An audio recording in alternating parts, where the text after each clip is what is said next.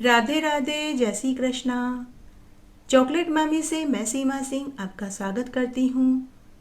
आज मैं आपको सावन मास की चौथ की व्रत कथाएं सुनाने जा रही हूँ। बोलिए चौथ माता की जय, गणेश जी भगवान की जय। स्कंद कुमार कहते हैं कि समस्त ऋषियों, आप लोग पुराण में वर्णित मंगलदायिनी कथा को सुनिए, जिसमें गणेश जी के व्रत के महात्म्य का जिस प्रकार वर्णन किया गया है। हे द्विजवरों, जिस समय पांडु पुत्रों को वनवास हुआ, वे सब धर्मपरायण और कृष्ण की उपासना करते थे। एक समय की बात है, अपनी इच्छा से भ्रमण करते हुए व्यास जी उन लोगों की कुटिया पर आए। व्यास मुनि को आया हुआ देखकर सभी हाथ जोड़कर उनके सम्मुख खड़े हो गए और कहने लगे कि आपका दर्शन करके हम सब लोग धन्य हो गए, साथ ही मेरी कुटिया भी धन्य हो गई। आपके चरण कमल हमारे घर में पड़े तो मेरा जीवन धन्य हो गया। आज हम लोगों का सब कुछ सफल हो गया, क्योंकि आपका दर्शन संपूर्ण कष्टों का निवारक है। आपने मेरी कुटिया में पदार्पण किया, अतः हम लोग आपका स्वागत करते हैं। हम लोग राज्यच्युत होकर भी आज अपने को धन्य मान रहे हैं।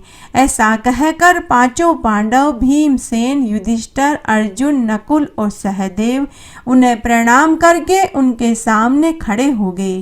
पाद्य, अर्घ्य, आचमन और आसन प्रदान कर द्रौपदी ने हाथ जोड़कर उनसे कहना शुरू किया, हे मुनीश्वर, मैं राजरानी होकर भी दुर्योधन की भरी सभा में केश पकड़कर अपमानित हुई और वनवासिनी बन गई।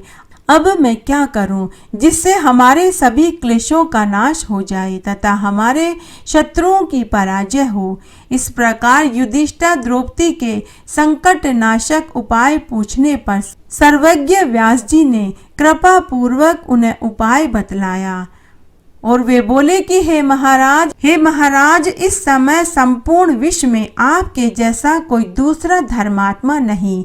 मैं आपसे ऐसे व्रत का वर्णन करूंगा जिससे आपके समस्त दुख और कष्टों का निवारण हो जाएगा। यह शुभदायक, फलदायक, दिव्य और पृथ्वी पर सभी मनोरथों को पूर्ण करने वाला व्रत है। इस व्रत को करने से धन चाहने वाले को धन मिले, विद्या चाहने वाले को विद्या, संतान सुख चाहने वाले को पुत्र सुख, कुंवारों के ब्याह हो, निरोगी को कंचन जैसी काया मिले और बंधी बंधन से मुक्त हो जाए। हे राजन, इस संबंध में मैं तुम्हें एक प्राचीन कथा सुनाता हूँ, तुम ध्यान से सुनो। प्राचीन काल में सतयुग में चंद्रसेन नाम का एक राजा था। वह अपनी रानी के साथ दीक्षा लेकर परिवार के सहित रहता था।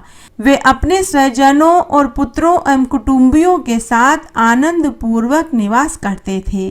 सौभाग्य से उनकी रानी बहुत ही गुणवती और पतिव्रता थी। हे राजन युधिष्ठिर, उसका नाम रत्नावली था। वह पतिव्रत का पालन सदैव करती थी। स्कंद कुमार जी आगे कहते हैं कि हे मुनिवरों, राजा और रानी में परस्पर प्रगाढ़ प्रेम था। एक समय देव योग से शत्रुओं ने उनके राज्य को हथिया लिया। शत्रुओं ने राजा के कोष पर अधिकार करने के साथ ही सेना पर भी आधिपत्य जमा लिया। राजा का साथ अपने बंधु बांधुओं से छूट गया। राज्य भ्रष्ट होकर राजा अपनी रानी रत्नावली के साथ वन में जाकर रहने लगा और एक ही वस्त्र में लिपटे हुए दोनों भूख और प्यास से विकल हो गए। हे युधिष्ठिर, रानी रत्नावली के साथ राजा अकेले वन में भटकने लगे। क्षुधा पिपासा से पीड़ित होकर वन में चलते चलते उन दोनों को सूर्यास्त हो गया। उस भयंकर वन में शेर, बाघ, चकवा चकवी, बगुला, कोयल, सारस सभी थे। रानी के पैर में कांटा चुभ जाने से राजा को भी महान कष्ट का अनुभव हुआ। उस वन में घूमते हुए राजा ने प्रातःकाल महर्षि मार्कंडेय को दूर से ही देखा। धीरे धीरे चलकर वहां तक पहुंचे और उन्हें दंडवत प्रणाम किया। रानी ने भी मुनि मार्कंडेय को बारंबार प्रणाम किया। वन में विराजमान तपस्वी एवं जितेंद्रिय मुनि मार्कंडेय जी से हाथ जोड़कर राजा ने कहा, राजा ने कहा कि हे पूज्यवर, मैंने पूर्व जन्म में ऐसा कौन सा पाप किया था जिससे मेरी राज्य लक्ष्मी शत्रुओं द्वारा छीन ली गई। तब मार्कंडेय मुनि राजा से बोले कि हे राजन, आप अपने पूर्व जन्म के वृतांत को सुनो, मैं तुम्हें सुनाता हूँ।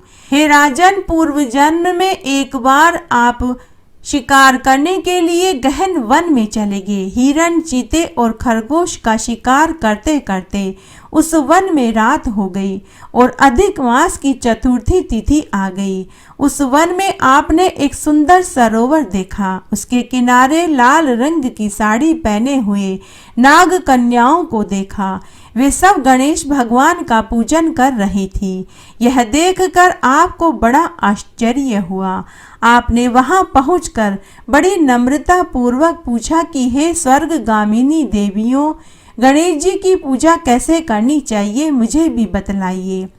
हे सुंदरियों, इस व्रत का प्रभाव भी बतलाइए, क्योंकि मैं भी पूजन करना चाहता हूँ। नाग कन्याओं ने उत्तर दिया कि आप गणेश जी की पूजा कीजिए, इससे समस्त सिद्धियां प्राप्त होगी। नित्य ही शांति, पुष्टि, संतान एवं धन में वृद्धि होगी। तब हे राजन, तुमने उन अप्सराओं से पूछा कि हे सुंदरी, हे कल्याणी, गणेश जी की पूजा किस महीने में और किस तिथि को करनी चाहिए, इसमें किस वस्तु का दान करना चाहिए, इस पूजन की क्या विधि है, मुझे विस्तार से बताओ। नाग कन्याओं ने उत्तर दिया कि हे राजा अधिराज, कृष्ण पक्ष की चतुर्थी को चंद्र उदय होने पर विधि विधान सहित विघ्न विनाशक गणेश जी की पूजा करनी चाहिए। अपनी सामर्थ्य के अनुसार भक्ति भाव से पूजन करें। गणेश जी को पंचामृत से स्नान करावें, लाल पुष्प चढ़ावें, गंध, धूप, दीप, नैवेद्य, दूब, 2 वस्त्र, सुगंधित द्रव्य चढ़ावें। घी चीनी से बने हुए 15 लड्डू भोग के लिए बनावें। उसमें से 5 लड्डू गणेश जी को अर्पित करें, 5 लड्डू ब्राह्मण को देवें। उसके बाद 5 बचे हुए लड्डुओं में से 2 लड्डू कुमारी कन्याओं को दें। उसके बाद सम भोजन में खावें। गणेश जी की प्रसन्नता के लिए समस्त सामग्री गणेश जी को अर्पित करें। उसके पश्चात पुराणोक्त कथा को सुने। ऐसा करने से मनुष्य की सभी मनोकामनाएं पूरी होती है एवं समस्त सिद्धियां प्राप्त होती है। गणेश जी के पूजन की यही विधि है। नाग कन्याओं की बात सुनकर राजा ने उन्हें बारंबार नमस्कार किया। इस प्रकार राजा ने वहां गणेश जी के व्रत का मन में संकल्प करके सरोवर के तट पर जाकर गणेश जी का ध्यान किया और वहां से चले गए। इसके प्रभाव से गणेश जी आप पर प्रसन्न हो गए। आपको पुत्र, स्त्री, धन, धान्य सभी से पूर्ण कर दिया। आपके महल में रत्नों के हार, स्वर्ण, गाय, हाथी, घोड़ों का अभाव नहीं रहा। परंतु कुछ दिनों के बाद आप धन गर्वित होकर व्रत करना भूल गए। इसके उपरांत आप उस जन्म में मृत्यु को प्राप्त हुए। हे राजन, उस जन्म में जो पूजन किया था उसके प्रभाव से आपका अगला जन्म भी राजवंश में हुआ। सहृदय व्यक्ति की मित्रता, सुंदर स्त्री का समागम एवं सुंदर शरीर की प्राप्ति होने से धन मद में आपने व्रत करना छोड़ दिया, जिसके कारण आपकी ऐसी दुर्गति हुई। राजा ने मार्कंडेय ऋषि से कहा कि हे ब्राह्मण देव, अब मैं कौन सा काम करूं जिससे वर्तमान संकट से मुक्ति मिले, जिस उपाय से हमारे विघ्नों और क्लेशों का नाश हो तथा मुझे शांति प्राप्त हो, वही उपाय बताइए। तब मार्कंडेय मुनि ने कहा कि हे राजन, पूर्वोक्त रीति से आप गणेश जी का पूजन करें। संकट नाशन चतुर्थी के दिन व्रत को करें, इससे गणेश जी प्रसन्न होंगे और आपका खोया हुआ राज्य वैभव पुनः प्राप्त होगा। इसलिए संपूर्ण कष्टों के शमनार्थ आप स्वयं गणेश जी की पूजा करें। व्यास जी कहते हैं कि मार्कंडेय मुनि की बात सुनकर राजा ने उन्हें प्रणाम किया और पुनः जंगल में चले आए। रानी के साथ राजा ने भक्ति भाव से गणेश चतुर्थी का व्रत किया। व्रत करने से उनके शत्रुओं का नाश हुआ और उन्हें उनका खोया हुआ राज्य वैभव पुनः प्राप्त हो गया। एक गांव में सेठ सेठानी थे। उनको एक बेटा और एक बहू थी। बहू बर्तन मांजकर पानी डालने नीचे जाती तो आस पड़ोस की औरतें उससे पूछती कि बहू, आज खाने में क्या खाया। तो वह कहती बासी को सिखाया। एक दिन जब वह बर्तन मांजकर पानी फेंकने गई तो रोजाने की तरह औरतों ने पूछा कि बहू आज खाने में क्या खाया, तो उसने फिर से कहा कि बासी को सिखाया। उस दिन सेठ के बेटे ने यह बात सुन ली। वह मनी मन सोचने लगा कि अभी अभी गर्म भोजन खाया था, फिर इसने पड़ोस की औरतों को झूठ क्यों कहा।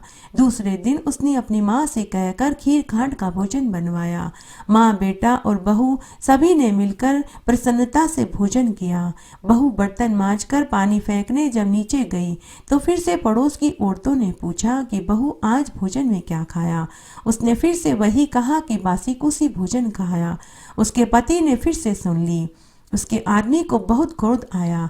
वह मनी मन सोचने लगा कि आज मैंने माँ से खीर खांड का भोजन बनवाया था, सब ने अभी अभी खीर खांड का भोजन खाया, फिर भी ये कह रही है कि बासी कुसी भोजन खाया। इसका क्या रहस्य है, यह तो इससे पूछना ही पड़ेगा। इस बात को पूछने के लिए वह रात का इंतजार करने लगा।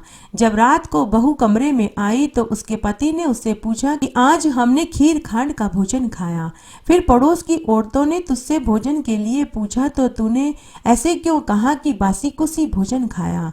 तब बहू मुस्कुराते हुए बोली कि हम आपके दादा परदादाओं की कमाई खा रहे हैं, तो यह तो मेरे लिए बासी कुसी ही हुआ। यह सुनकर उसने परदेश जाने की सोच ली तथा सुबह उठकर उसने अपनी माँ से कहा कि माँ मैं परदेश कमाने जाऊंगा। माँ ने कहा कि बेटा हमारे पास तो बहुत धन है, तुझे परदेश जाने की क्या आवश्यकता है। लेकिन बेटे के जिद करने पर माँ ने परदेश जाने की अनुमति दे दी। बेटा परदेश कमाने चला गया। वहां उसे एक सेठ के यहाँ नौकरी मिल गई। कुछ ही समय में उसने सेठ का मन जीत लिया और उस सेठ ने सारा कामकाज उसके भरोसे छोड़कर वह तीर्थ यात्रा पर चला गया। इधर सास ने बहू से कह रखा था कि बहू दिए की बुझ जाए तो चूल्हे की मत बुझने देना और चूल्हे की बुझ जाए तो दिए की मत बुझने देना। लेकिन एक दिन दोनों ही अग्नि बुझ गई तो बहू पड़ोस में अग्नि लेने के लिए गई। उसने देखा कि वहां पड़ोस की औरतें किसी का पूजन कर रही थी और कथा कहानियां सुन रही थी। यह देखकर बहू ने उनसे पूछा कि आप किसका पूजन कर रहे हो और किसकी कथा कहानियां सुन रहे हो, और इस व्रत को और पूजन को करने से क्या फल मिलता है। तब गांव की औरतें बोली कि बहू आज चौथ का व्रत है, हम सभी ने चौथ का व्रत रखा है, हम पूजन कर रहे हैं और चौथ माता की कथा कहानियां सुन रहे हैं। बहू इसको करने से बिछड़ों का मिलन होता है, निपुत्रों को पुत्र मिलता है, कुंवारों के ब्याह होते हैं और सुहागिनों का सुहाग अखंड रहता है। तब बहू ने गांव की औरतों से कहा कि मेरे पति को भी परदेश कमाने गए हुए बहुत समय हो गया है, मैं भी उन्हें वापस घर बुलाना चाहती हूँ, मैं भी इस व्रत को करना चाहती हूँ, लेकिन मेरे सास ससुर मुझे घर से बाहर निकलने ही नहीं देते, तो मुझे कैसे पता चलेगा कि चतुर्थी तिथि कब है।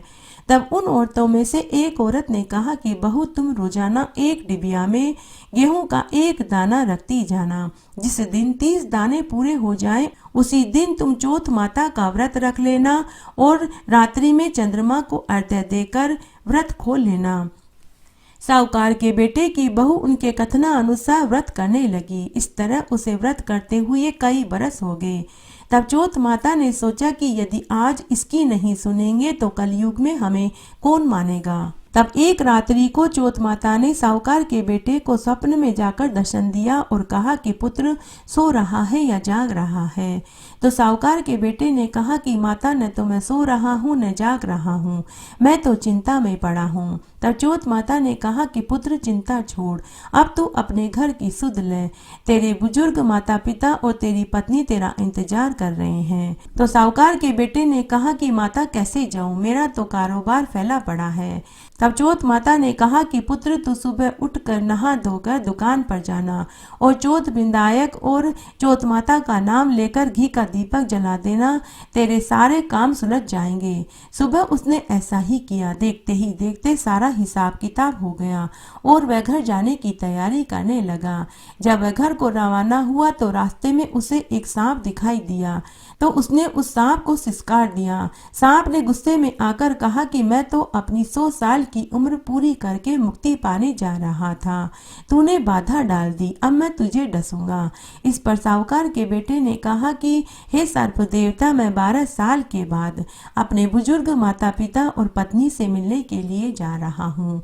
जब मैं उनसे मिल लूं तो आप मुझे डस लेना। तब सांप बोला कि तू तो घर जाकर पलंग पर सो जाएगा। तब उसने कहा कि मैं अपनी औरत की चोटी नीचे लटका दूंगा, तुम उस पर चढ़ जाना। घर पहुंचकर वह उदास होकर बैठ गया। बेटा कुछ नहीं बोला, लेकिन उसकी औरत बड़ी ही समझदार थी। तब उसने सब पता लगा लिया। तब उसने पहली सीढ़ी पर कच्चे दूध का कटोरा भर कर रख दिया, दूसरी पर चूरमा, तीसरी पर बालू रेत बिछा दी, फिर इत्र छिड़क दिया, फिर फूल की पंखुड़ियां बखेर दी। इस तरह 7 सीढ़ियों पर सर्प की पसंद की सभी चीजें रख दी। अर्धरात्रि को सर्प फुफकारता हुआ, सिसकारता हुआ, फन फैलाता हुआ आया। जब उसने पहली सीढ़ी पर दूध का कटोरा देखा तो उसने दूध पिया, फिर चूरमा खाया, फिर बालू रेत पर लौटने लगा, फिर उसने इत्र की खुशबू सूंघी तो वह मदहोश हो गया, फिर वह फूल को सूंघने लगा। सर्प सभी वस्तुओं का आनंद लेकर खुश हो गया, लेकिन वह वचन से बंधा हुआ था तो वह सोचने लगा कि डसना तो पड़ेगा। तब विनायक जी और चौथ माता ने सोचा कि इसकी रक्षा नहीं करेंगे तो कलयुग में हमें कौन पूजेगा। तब चौथ माता तलवार बनी और विनायक जी ढाल बने। जैसे ही सांप डसने लगा उसे मार दिया। साहूकार के बेटे को नींद नहीं आ रही थी। सांप के मरते ही उसे खुशी हुई और उसने अपनी पत्नी को जगाया और कहा कि मुझे नींद नहीं आ रही, मेरे साथ चौपड़ पासा खेलो। फिर वे बहुत देर तक चौपड़ पासा खेलते रहे। तो रात्रि में वे देर से सोए तो सुबह जल्दी नहीं उठ पाए। तब सेठानी ने सेठ जी से कहा कि हमारा बेटा तो परदेश से थका मांदा आया था, इसलिए वह सुबह जल्दी नहीं उठा। देखो हमारी बहू भी आज जल्दी नहीं उठी। तब दोनों सेठ सेठानी अपने बेटा बहू को जगाने के लिए उनके कमरे में गए। तब उन्हें सीढ़ियों पर बहुत सा खून बिखरा हुआ दिखा तो वे जोर जोर से रोने चिल्लाने लगे कि कोई हमारे बेटा बहू को मार कर के चला गया। माँ पिताजी की रोने की आवाज सुनकर बेटा अंदर से बोला कि माँ, हमारा बैरी दुश्मन मारा गया, आप सफाई करवा दो तब हम बाहर आ जाएंगे। तब उनकी माँ ने वहाँ सफाई करवाई। फिर उसके बाद बेटा बहू बाहर आए। बेटे ने अपनी माँ से पूछा कि माँ, तुमने मेरी सलामती के लिए कोई व्रत उपवास धर्म कर्म किया था क्या? तो माँ ने कहा कि बेटा मैंने तो कुछ नहीं किया। तब बहू बोली कि मैंने किया था, मैं हर महीने की चौथ का व्रत करती थी। तब सास ने कहा कि तूने कब किया?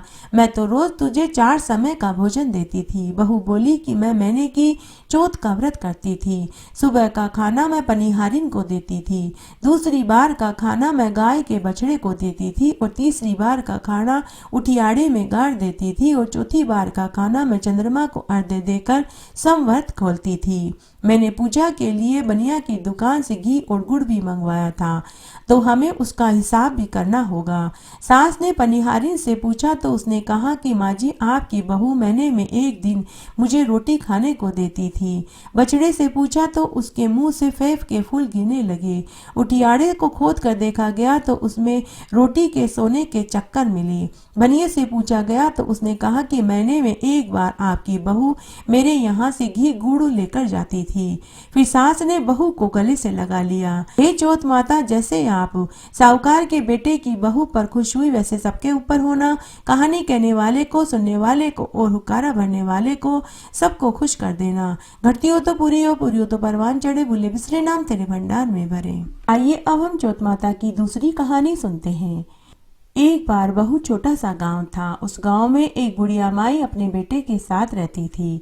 बुढ़िया माई अपने बेटे की सलामती के लिए 12 महीने की चौथ का व्रत करती थी।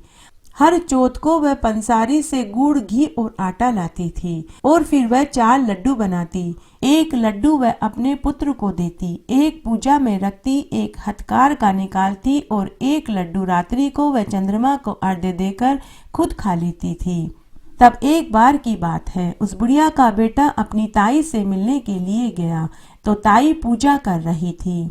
बुढ़िया के बेटे ने ताई से कहा कि ताई, आप तो साल में 4 चौथ करती हैं, लेकिन मेरी माँ तो हर महीने की चौथ का व्रत करती है। तब ताई ने उलाहना देते हुए कहा कि बेटा, तेरी माँ को तो चूरमे के घी के लड्डू खाने की आदत पड़ गई है। तेरी मेहनत की कमाई को वह उड़ा रही है, इसीलिए वह हर महीने की चौथ का व्रत करती है ताकि वह घी के लड्डू खा सके। बुढ़िया के बेटे के मन में यह बात बैठ गई। तब उसकी ताई समझाते हुए बोली कि बेटा, तू परदेश चला जा और वहीं जाकर रहे। तेरी माँ तेरी मेहनत की कमाई को उड़ा रही है। कब तू पैसे जोड़ेगा और कब तेरा ब्याह होगा।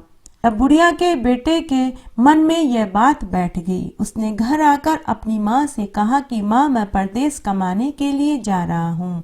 ताई सच कहती है, तू तो मेरी मेहनत की कमाई को घी और आटे के लड्डू बना बना करके उड़ा रही है। माँ ने अपने बेटे को बहुत समझाया, लेकिन बेटा नहीं माना। तब माँ ने कहा कि बेटा, अगर तू जाना चाहता है तो चला जा, लेकिन चौथ माता के ये 5 आंखें अपने साथ लेता जा। ये आंखें जब भी कठिनाई पड़े तो चौथ माता का नाम लेकर पूर देना। चौथ माता तेरी रक्षा करेगी। इस तरह बुढ़िया का बेटा चौथ माता के आंखें लेकर घर से निकल पड़ा। रास्ते में उसे एक शेर मिला जो उसके ऊपर दहाड़ रहा था और उसे खाने के लिए झपट्टा मारने ही वाला था। तब बुढ़िया के बेटे ने एक आंखा चौथ माता का नाम लेकर उसकी ओर फेंक दिया और बोला कि हे चौथ माता, यदि मेरी माँ चौथ का व्रत मेरे लिए करती है तो यह शेर गाय बन जाए। उसी समय वह शेर गाय बन गई। बुढ़िया के बेटे ने सोचा कि मेरी माँ चौथ का व्रत तो सच में मेरे लिए ही करती थी, फिर मेरी ताई ने मुझे गुमराह क्यों किया। फिर बुढ़िया का बेटा सोचने लगा कि चलो कोई बात नहीं, अब तो मैं घर से बहुत दूर निकल गया हूँ, अब तो मैं कमाकर ही घर लौटूंगा। इस तरह वह आगे चल दिया। आगे गया तो उसे एक नदी मिली जो कि पूरी खून से भरी हुई थी। उसे आगे जाने का रास्ता नहीं मिला। तब उसने चौथ माता का नाम लेकर फिर से एक आंखा नदी में फेंक दिया और बोला कि हे चौथ माता, यदि मेरी माँ ने चौथ का व्रत मेरे लिए किया है तो मुझे आगे जाने का रास्ता मिल जाए।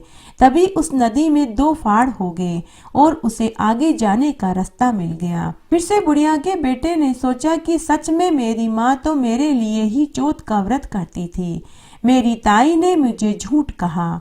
इस तरह वह लड़का आगे चल दिया। आगे एक राजा की नगरी आई। बुढ़िया के बेटे को भूख प्यास सताने लगी। तभी उसे वहां एक झोपड़ी दिखाई दी। उस झोपड़ी में एक बुढ़िया माई रोटियां बना रही थी और रोती जा रही थी। बुढ़िया के बेटे ने उस बुढ़िया माई से पानी और भोजन मांगा और रोने का कारण पूछा तो वह बुढ़िया माई बोली कि बेटा, तुम जानकर के क्या करोगे, तुम पानी पियो और भोजन खा लो और अपना रास्ता नापो, मेरा दुख कोई भी दूर नहीं कर सकता। तो बुढ़िया के बेटे ने जिद करी और उसके रोने का कारण पूछा तो उस बुढ़िया माई ने कहा कि बेटा, इस नगरी के पास एक पहाड़ी है जिसमें एक गुफा में एक राक्षस रहता है। पहले वह इस नगरी में आकर कई लोगों को मार कर जाता था। तब राजा ने उस राक्षस से कहा कि तुम नगरी में मत आया करो, तुम्हारे भोजन का प्रबंध मैं कर दूंगा और रोज एक आदमी को तुम्हारे लिए भेज दूंगा। इस तरह से राजा रोज एक आदमी को उस राक्षस के पास भेज रहा है। बेटा, आज मेरे पुत्र की बारी है, इसीलिए मैं रो रही हूँ।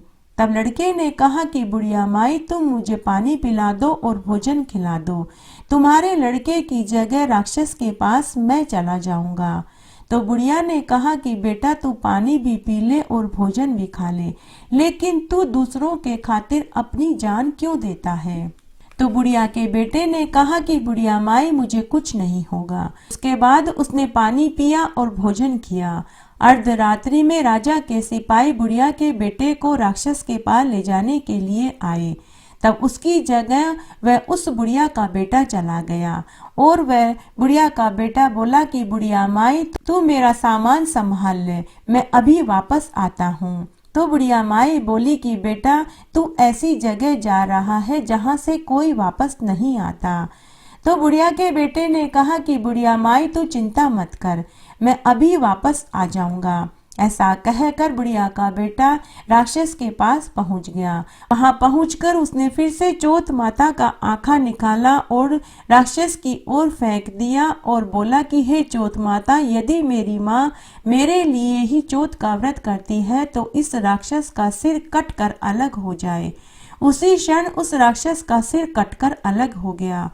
लड़का खुशी खुशी वापस बुढ़िया के पास आया और अपना सामान लेकर आगे चला गया। चलते चलते लड़का एक दूसरे राजा की नगरी में पहुंचा। उस राज्य में आवा तब पकता था जब एक मनुष्य की बलि दी जाती थी। सिपाहियों ने उस लड़के को पकड़कर आवे में चुन दिया। लड़के ने एक आका फिर से उसमें डाला और कहा कि हे चौथ माता, यदि मेरी माँ मेरे लिए ही चौथ का व्रत करती थी तो मेरी बलि दिए बिना ही यह आवा पक जाए। दूसरे दिन एक भंगन झाड़ू निकालने के लिए आई तो कंकर उछलकर आवे में जाकर लगा तो वहां से टन की आवाज आई। मैत्रानी ने जाकर ये खबर राजा को दी कि राजा जी आवा तो पक गया है। राजा ने मेहतरानी से कहा कि यदि यह बात झूठी निकली तो मैं तेरी जुबान कटवा दूंगा। राजा ने जाकर के देखा तो सचमुच आवा पक गया था। तब बर्तन उतारने शुरू किए गए तो उसमें से सोने चांदी के बर्तन निकलने लगे। राजा के साथ पूरी नगरी को महान आश्चर्य हुआ कि जहां पहले टूटे फूटे मिट्टी के बर्तन निकलते थे वहां से अब सोने चांदी के बर्तन निकल रहे हैं। तभी अंदर से वह लड़का बोला कि भाई धीरे धीरे बर्तन उतारना, कहीं मेरे लग न जाए। सब डर गए और कहने लगे कि आवे में तो कोई भूत प्रेत या जिन बैठा है। तब लड़के ने कहा कि ना तो मैं भूत प्रेत हूँ न जिन हूँ, तुमने जिसे आवे में चुना है मैं वही लड़का हूँ। तब राजा ने उसे बाहर निकलवाने का आदेश दिया। उसके बाद वह लड़का जीवित हो गया और उससे पहले जितने भी लोगों की उस आवे में बलि दी गई थी वे सभी भी जीवित हो गए। गांव वाले अपने अपने परिवार वालों को जीवित देखकर बहुत खुश हुए। तब राजा ने उस लड़के से जीवित निकल आने का कारण पूछा तो लड़के ने बताया कि मेरी माँ चौथ माता का व्रत करती थी, उसी चौथ माता ने मेरी रक्षा की है। राजा ने कहा कि मुझे तो विश्वास नहीं होता। तब राजा ने कहा कि मैं तुम्हारी परीक्षा लूंगा, अगर तुम परीक्षा में सफल होगे तो मैं अपनी लड़की का तुम्हारे साथ विवाह कर दूंगा, लेकिन अगर यह बात झूठ निकली तो मैं तुम्हें फांसी पर चढ़ा दूंगा। तब राजा ने वहां एक सुराही मंगवाई और लड़के से कहा कि तुम इसकी नलकी से बाहर निकल कर के बताओ, नहीं तो मैं तुम्हें फांसी पर चढ़ा दूंगा। तब लड़के ने सुराही में चौथ माता का आंखें का आखिरी दाना डाल दिया और चौथ माता का सुमिरन करके बोला कि हे चौथ माता, मैं भंवरा हो जाऊं और चांदी की नलकी में से बाहर निकल आऊं। चौथ माता की कृपा से वह लड़का भंवरा बन गया और चांदी की नलकी से बाहर निकल आया और बाहर निकल कर आकर वापस लड़के के रूप में हो गया। राजा के साथ वहां खड़े सभी लोगों ने ये पूरा दृश्य देखा। राजा उस लड़के से बहुत प्रसन्न हुए और उन्होंने अपनी शर्त के अनुसार अपनी पुत्री का विवाह उसके साथ कर दिया और उसे खूब सारा धन आदि दे दिया और उसे कुछ दिनों के लिए महल में रखा। कुछ दिन महल में रहने के बाद वह लड़का राजा से बोला कि राजा जी, मैं अपने देश वापस जाऊंगा। तब राजा ने बहुत सा धन देकर अपनी पुत्री को उसके साथ विदा कर दिया।